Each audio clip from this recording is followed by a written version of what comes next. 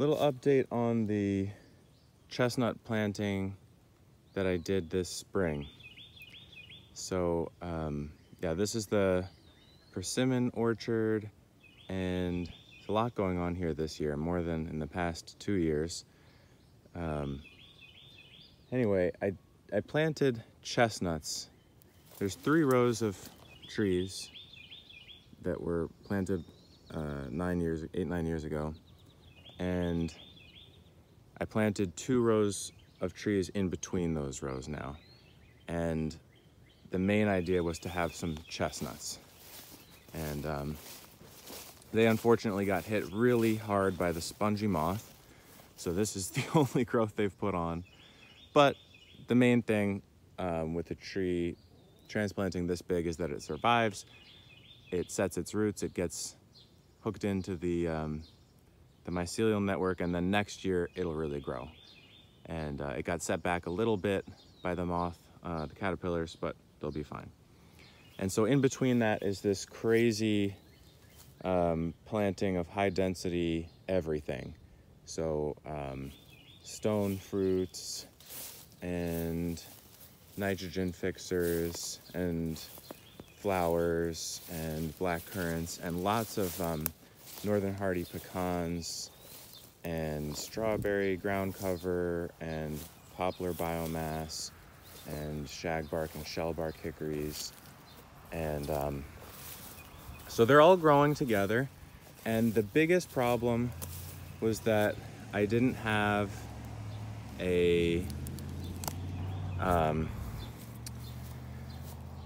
enough mulch at the time, which was a bummer. But there's also the beans and the beets and the direct seed stuff. I didn't have enough mulch at the time to give the depth of coverage that I wanted, so I just went with the non-ideal reality, and I got what I knew I was going to get, which is a whole bunch of weeds in the row. Now, that could be seen as a negative, and it could be very problematic, but this video is mainly wanted to share what I'm doing to address that and how it's not really a problem at all. It's kind of hard to see, but today is the 3rd trip up and down the rows to selectively cut out weeds and prune weeds. And pruning weeds sounds ridiculous, but it makes a lot of sense.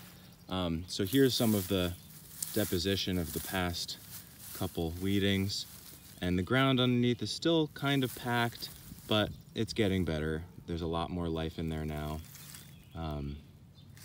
Things are improving compared with over here. Hard to get that on video, but it's definitely softening up and enlivening. So essentially what I'm doing, the stuff that I planted in here, apart from the annuals, are perennials and biennials. So something like this, for example, we've got a peach, a river locust, strawberry, pawpaw, and a hickory, all in 1.5 feet, 2 feet of bedrow. And these grasses, I would have loved to plant these kind of C4 grasses on the sides over here. Didn't happen, but in an ideal world, I would have planted a whole swath of C4 grasses right next to the bed so that I could cut that as mulch. Really love that pattern now. Unfortunately, they're in the beds, but it's not really a problem because C4 grasses do an incredible service to the soil. They're pumping lots of carbon exudates into the soil, and the requirement for managing them to the benefit of all the other plants is simply to cut them. I am not pulling them out. I'm not trying to get all the way to the base or anything like that. You can see the regrowth here. This is a couple weeks ago. It must have been cut here, and then it grew here. And this one I probably wouldn't even worry about cutting. That has had its vigor reduced enough. It's actually casting a good amount of shade to the pawpaw. The strawberry isn't hurt at all. It is having no negative impact on anything that I've planted. It's just enriching the soil. Over here, the story is a little bit different. Once they get this thick, then, well, the pawpaw is actually happy here, but the strawberries are starting to get a little bit lost. If there was a hickory down in here, that would be a little bit intense. And so you can see that it was cut a little bit ago, and I would just come and grab all this up, cut, and I take that material and I put it right next to the row that I planted, and as I work forward, I step that onto the ground. And you can see over here where I'm working, this side had a lot more of the grass come up. So it looks almost like, oh my God, it's a weedy mess. Everything's lost. And you can see all the material that was deposited over here that I've been stepping down. But honestly, even this level of grass is no problem. There's a rose, red bud. The strawberries are gonna come back next year, and this annual grass isn't. Everything that I planted that's perennial is going to come back next year with a big head start, and all of the grass will have simply enriched the soil, probably 3 or 4 cuttings during the season. You don't want to do more than one every couple weeks, because if you do it every couple weeks, then you're just doing more work than you need to, and you're not getting the most growth out of the grass anyway. Why do I want the most growth out of the grass? Because if you keep the grass in its highest part of its growth curve, it's going to give you the most biomass, and this is of real value because that's going to rot down and become fertilizer for everything else. And the same thing, the root system is exuding all this carbon and building the structure of the soil, penetrating the compaction. If you've ever pulled up a big clump of grass, you can see all that fibrous, the root hairs really enriching the soil and breaking up compaction. So as crazy as this looks in terms of the weed pressure, as long as I come down and get that canopy of the grass down where the currants and everything else that's here, the strawberries, so the stuff that's above that level, no problem. That's not having any issues with the grass. The stuff that's far down close to the ground, like the pawpaws and this hickory, as long as they're not completely shaded out, they will be certainly not impaired and probably even benefit. They'll probably benefit from that amount of shade.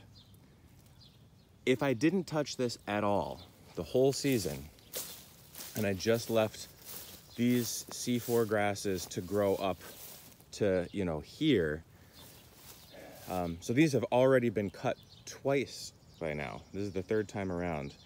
So if I didn't do anything, these grasses would probably already be this tall, and the stuff down below would be completely in basically 100% shade, stunted, and without any sunlight to photosynthesize.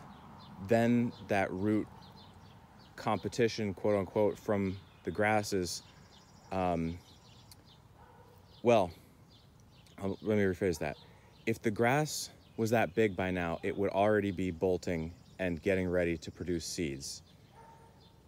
If that's the case, that changes what the grass is doing in the soil. It's no longer giving lots of exudates to the soil. It's consolidating its energy in the form of seeds to survive for next year, and its benefit to the soil declines. Its benefit to the ecosystem does not decline because the seeds continue on and they're necessary for, obviously, for the species to reproduce. But to the immediate soil surrounding it, that flow of nutrient and or the flow of energy, the flow of exudates, declines almost to nothing when it's consolidating in seeds. So I want to keep that growing strongly as fast and as long as I can. So I'm basically acting like a little grazer right now, and I'm just nipping off the most succulent parts of the grasses, putting them on the ground. That's my manure. And everything else is looking good. So that knee-jerk response of especially people who are used to veggie farming or gardening to come in here and pull out all these by the root is certainly more work and definitely unnecessary. The downside to this style of management is that I can't just come and do it once or twice in the season. I have to be out here 3, 4, 5, 6 times maybe. But it's quick. It's not, you know, each of these rows is going to take me 45 minutes. And I enjoy interacting with the plants, so it's not bad that way. Anyway, just some thoughts on cutting back the annuals to feed the perennials and it not being an alarming, problematic situation. That was funny. The second I turned the camera off, I pulled out some plants by the roots, and I realized I wanted to explain that.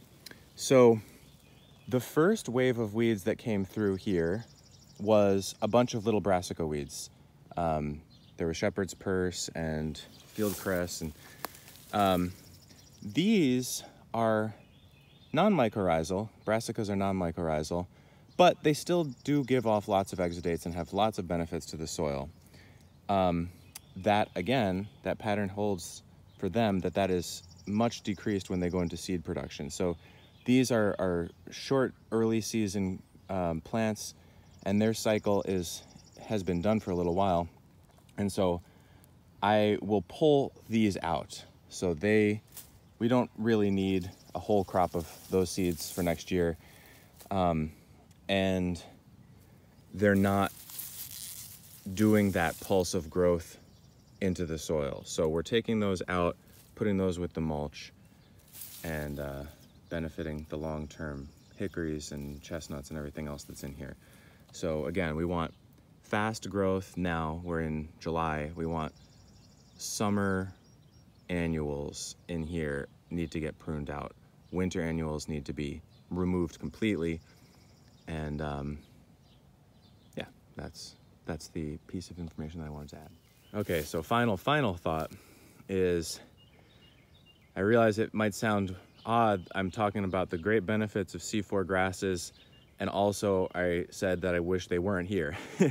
The issue is only ease of management. If I could have planted rows of C4 grasses right next to the row of trees, as chaotic as this looks, the row of trees is very, very linear.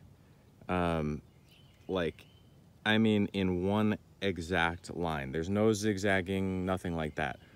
All the trees are in the same line. So that allows, when I scythe, I can come up really close. I scythe or cut with a walk-behind sickle bar mower right up to the edge. I could even bring that closer if I hadn't added in some strawberries and some tithonia on the sides.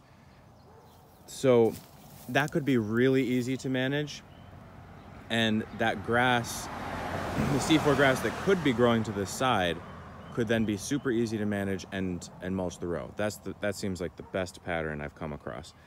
Now that it just popped up in the bed, this is foxtail barley mostly, or not barley, foxtail, yeah, just called green foxtail, yellow foxtail, giant foxtail.